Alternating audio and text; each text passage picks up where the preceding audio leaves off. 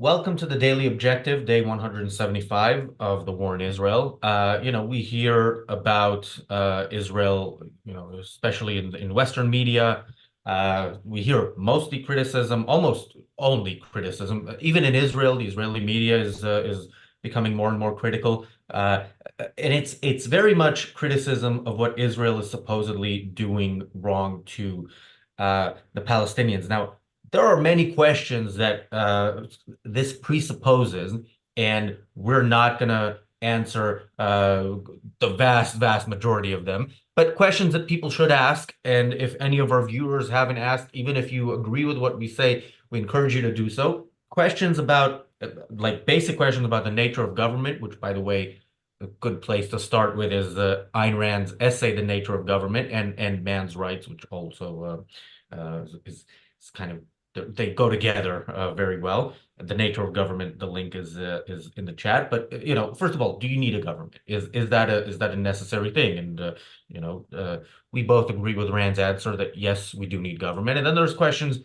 what do we need it for? So do we need it to feed us, to house us, to make sure roads are built between where we are and where we want to go, to make sure that nobody has what politicians deem an unfair advantage in the marketplace or so on.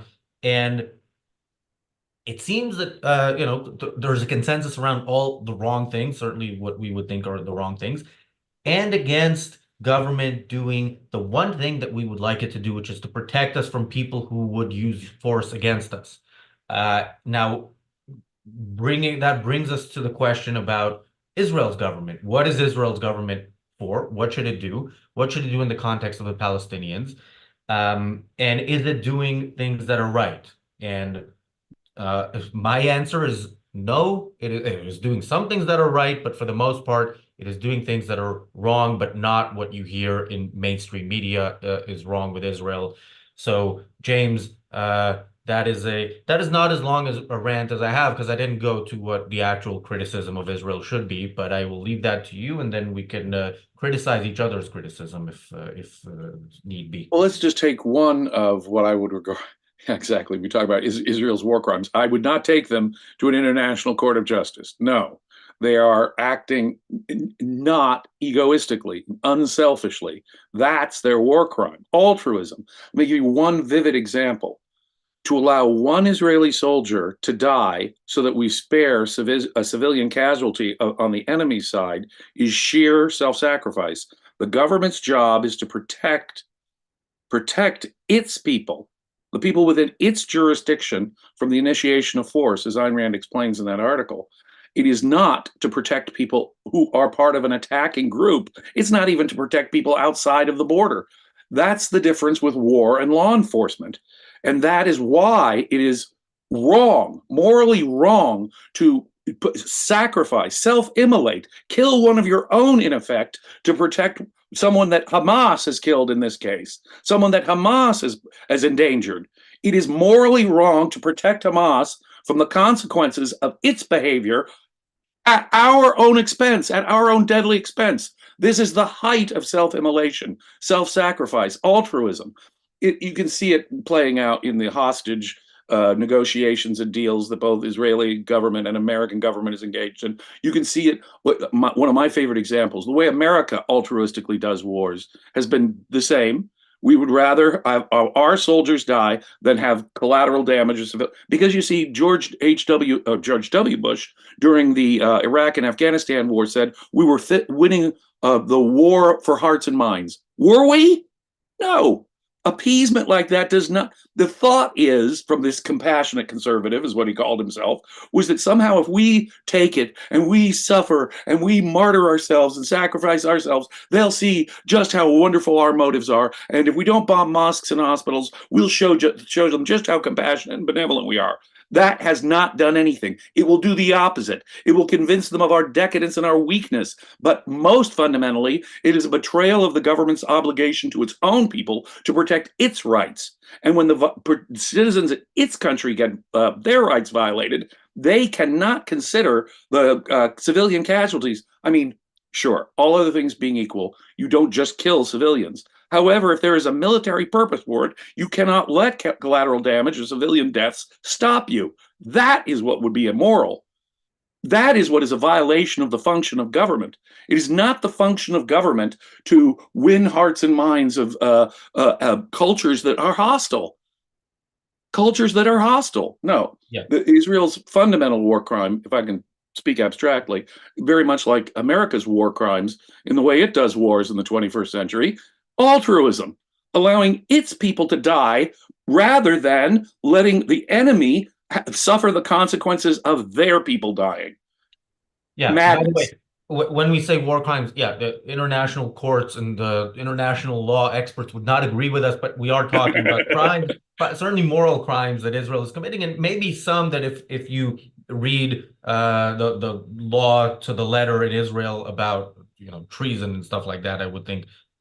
But this is not a legal case. Thank you, Robert, for the super chat. Amit mentions in the chat we used for this for the thumbnail, we used a house that was bombed in by Hezbollah in Kiryat Shmona in the north of Israel. Amit mentions, now I'm a terrible reader of emojis, so I don't know 100% if you were serious, but if you are, let me put it this way. We this is certainly closer to verified than any of the numbers that we get from from the Gaza Health Ministry and which some of which we're gonna discuss in the next show. If you are, first of all, I'm sorry that that happened and glad that you're not there. But that is a big part of the crime. The fact that the citizens of Israel in the north and around Gaza, hundreds of thousands have been displaced, can't go back home for reasons that are, the problem is solvable. Israel has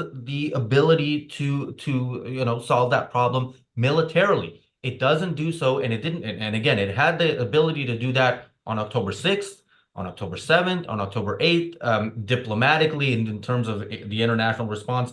It is now much more difficult to do. But again, when Israel doesn't act, it doesn't act when it can. It is choosing the lives of its enemies over the lives of its civilians and soldiers because of what the world would say. And just a general point about wars. You should never want a war. You don't want it before it happens. You don't want it while it's happening. Nobody in Israel wants this to happen. And if you don't want it, the way to make it not the way to make yourself not in a war is to win it as quickly and decisively as possible, which again, Exactly. militarily, Indeed. Israel I'll can go. do. I'll go further. I'll go further.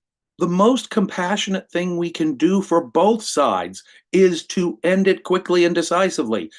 Hamas should have been destroyed back in October. How many months are we dragging this on? How many months do we have to have declining international support? I mean, collapsing international support, what there was, collapsing international support, plus extending this. If there is suffering in Gaza, all we're doing is extending the suffering. And in fact, we're not really getting to the root of the problem by psychologically telling them they've got to stop or they will suffer. If Gaza had been reduced to rubble in a matter of days, if Hamas had been utterly destroyed back in October, we would not be suffering this extended, both sides. Now, consider the apartment building that the chatter is talking about here. Preemptive strikes in Lebanon should have been occurring. All of that capacity.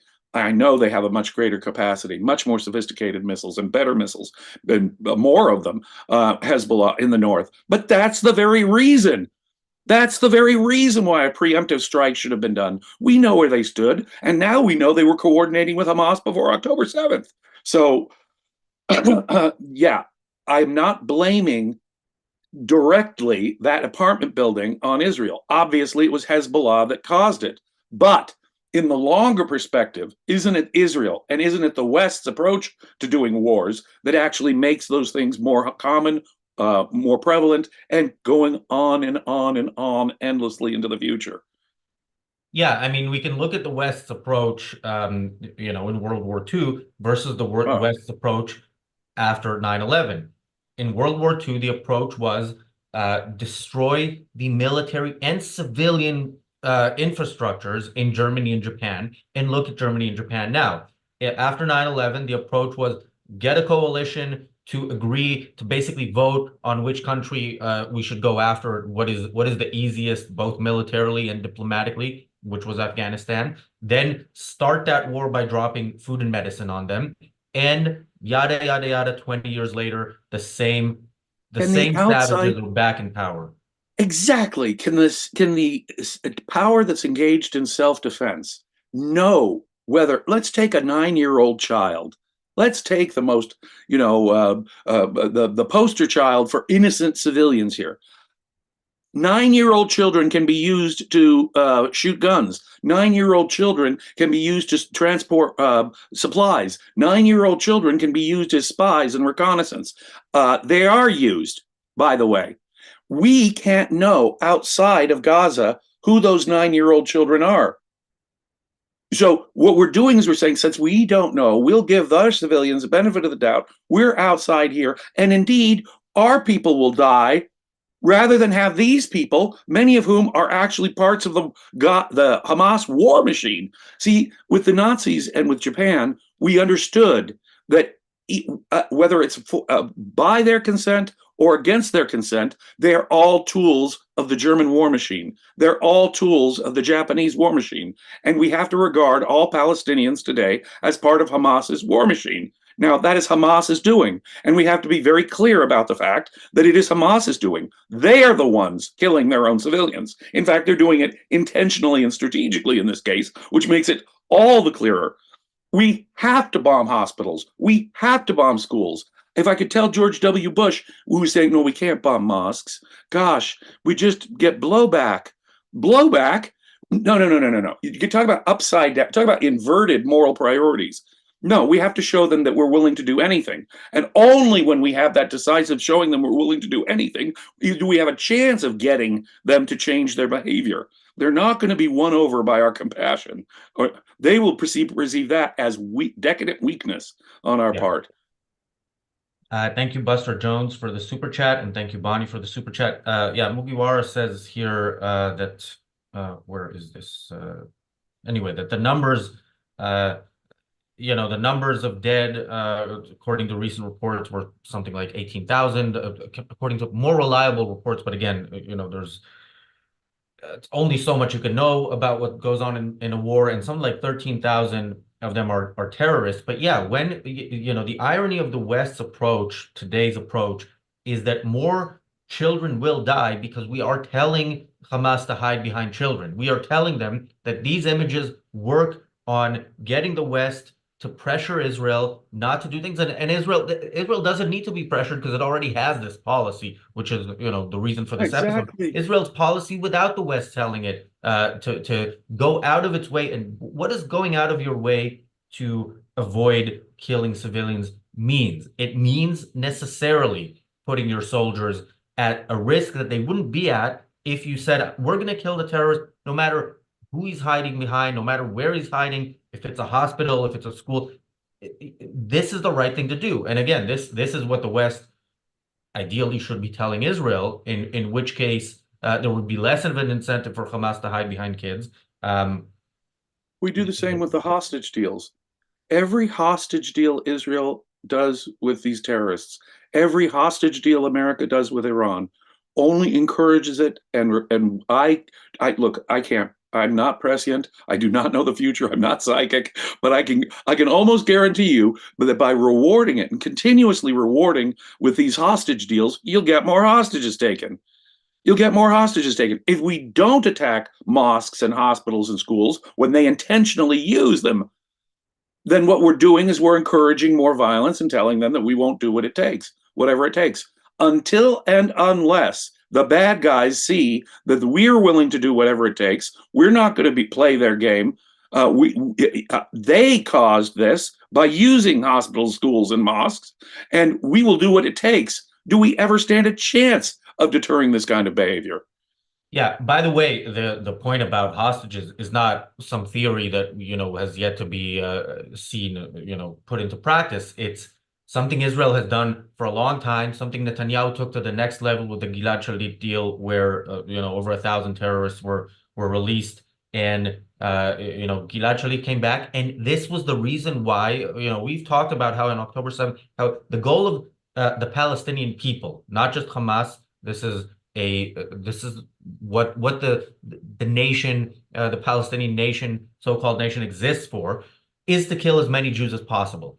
On October 7th, they had their best opportunity yet, and they took advantage of it, but they still brought over 200 hostages back, which is something that, again, that the death toll would have been much higher, not just higher by 250, but higher by a lot more if they had just gone in and killed as many. So why do they take those hostages? Because Israel has told them in the past, with Israel's actions, if you take hostages, that'll work well for you, because any terrorist that we arrest, is not going to serve their full sentence. If you take hostages, they're going to come back. They're going to be able to do what they did again and again, as Hamas has promised, again and again, until Israel is annihilated. And Israel is doing what they did before again and again. Israel is literally following Hamas's playbook to the letter. To the letter. We are all useful idiots to the extent that we buy into this. Civilian casualties are a war crime or a genocide or anything like that. They are not. They are not. It's insane. Let's see. The worst, perhaps symbolically, just symbolically, we've spoken about these horrible war crimes, moral war crimes, obviously, letting its own soldiers die rather than civilians, or doing these hostage negotiations, or letting Gaza survive as long as it has. I mean, how many months are we into this? This should have been done way back, completed, wrapped up in October. Why are we still here at all? No, but symbolically, perhaps the war crime, moral war crime that Israel most disgusts me with is in even offering a defense in the International Court of Justice. They should have said, this is an illegitimate organization. This is outrageous. These are lies. This is pure Hamas propaganda. We will not even offer defense. This entire thing is corrupt. It is morally invalid from the start. By even offering a defense, by even sanctioning it to that degree, it gives people, and I've been on debates and now on social media, where people will throw in my face, oh, well, the ICJ has made preliminary findings that suggest Israel may be, in fact, doing genocide. Okay, so they have the imprimatur of the UN or the International Court of Justice saying this. So what? And what you do is you empower it, Mr. Netanyahu, just by offering a defense. I know that the UN recognized Israel in the late 1940s and helped it come into being. I do know that. I know that the UN has betrayed its promise to Israel and its creation, because when it's attacked, right, the whole world basically jumps against Israel. But whatever the role the UN had in the creation of Israel, Israel has got to denounce the United Nations fully. I can understand why they might have an observer presence there to see what their enemies are up to, but giving any moral sanction, any moral legitimacy to the UN is suicidal on Israel's part, and frankly, on America's part. America and Israel have got to get out of the UN and have got to morally denounce it as the corruption that it is. I mean, the Saudis are now in charge of the Women's Rights Council of the UN. I mean, Yeah. just like Iran being on the Human Rights Council. I mean, it's a joke, right? Yeah, and you mentioned the International Court of Justice. Of course, that was brought forth by South Africa, which is ruled by the African National Congress. You spoke about South Africa yesterday on the Daily Objective. Check that out. Really, we had a really good guest from South Africa yesterday. And of course, the ANC basically financed by the Iranian government, and Western leftists are telling us this is who. This is who we need to listen to when it comes to justice.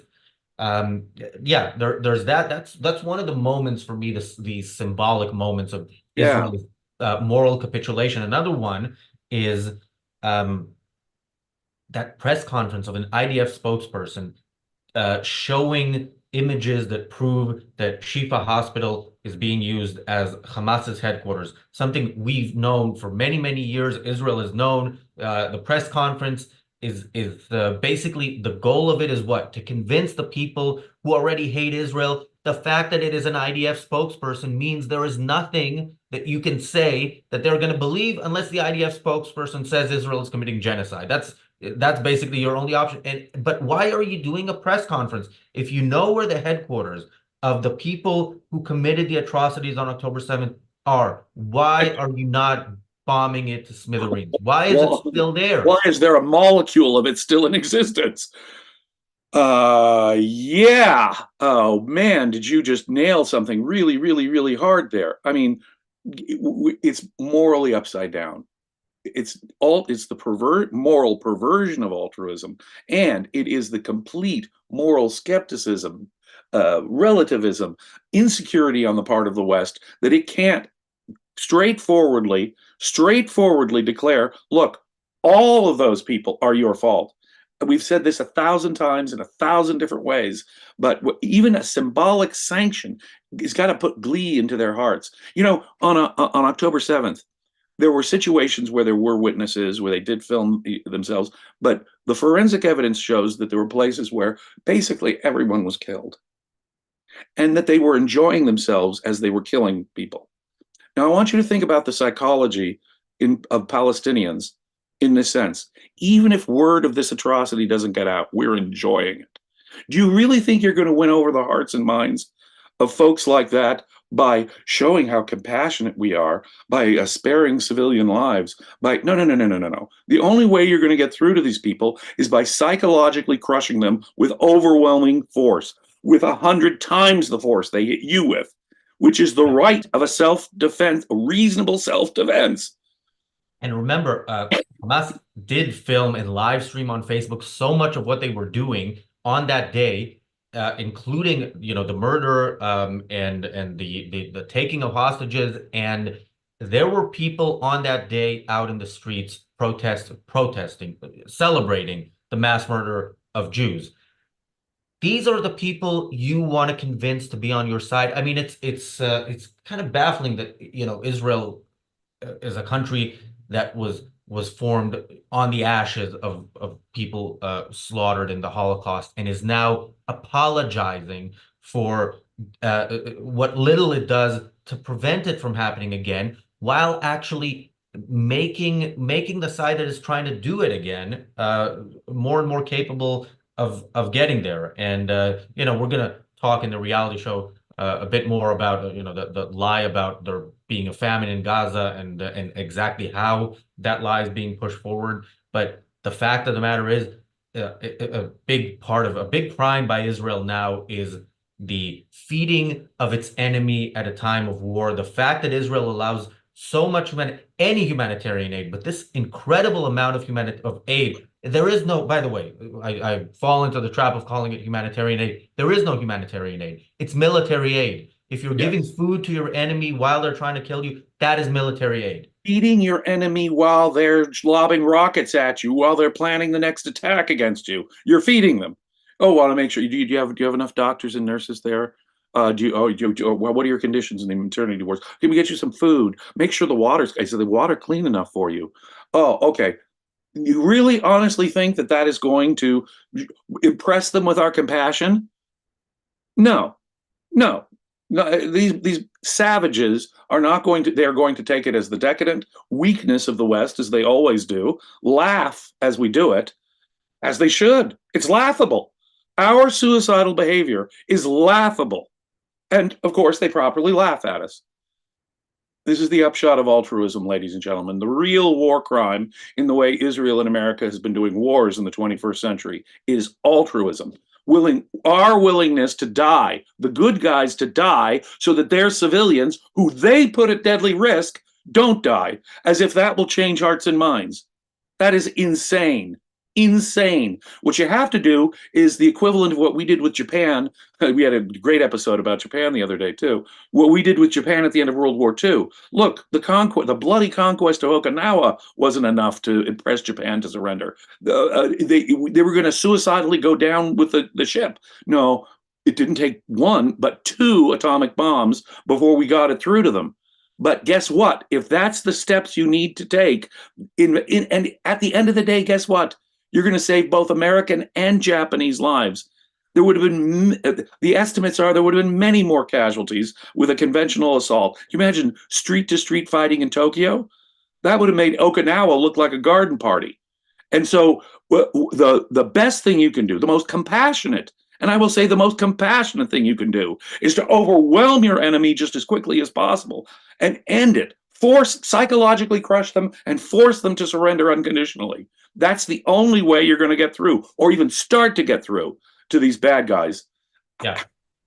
America dropped a nuclear bomb on Hiroshima, then on Nagasaki, would have dropped more had Japan not been ready to surrender. And that would have been a good approach by Israel. First of all, Israel should have done something similar to Gaza with conventional weapons only because the fallout would end up killing Israelis. And then said to people in the West Bank, this is when I hear people say, well, Hamas can end it with unconditional surrender.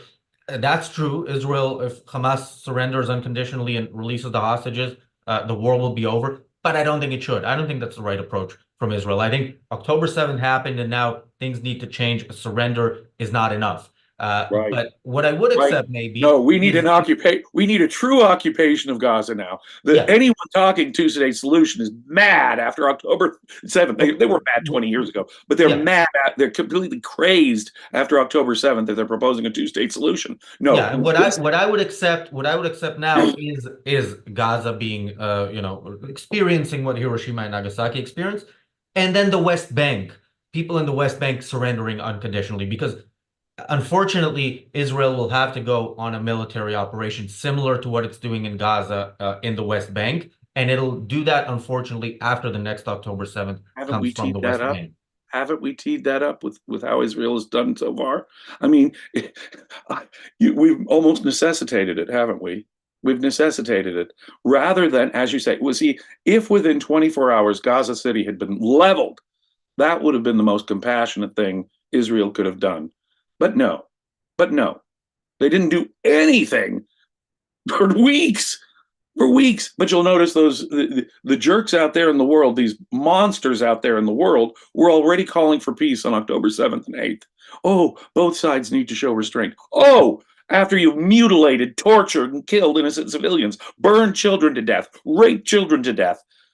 Okay, both sides need to, all of those evil voices out there.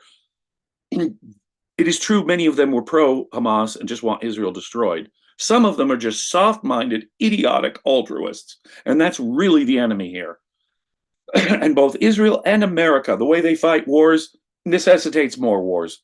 It never changes hearts and minds. It's never going to impress the world. We're never going to win that altruistic PR battle. We should never even try.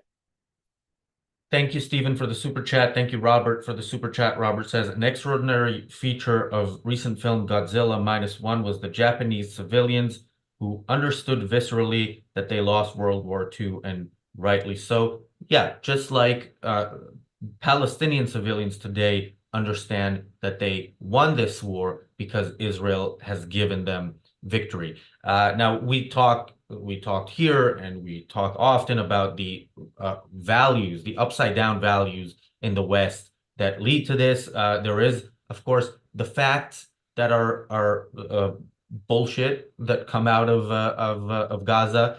And we've made a point in recent days, and we're going to do this again, of going through just how it is bullshit. And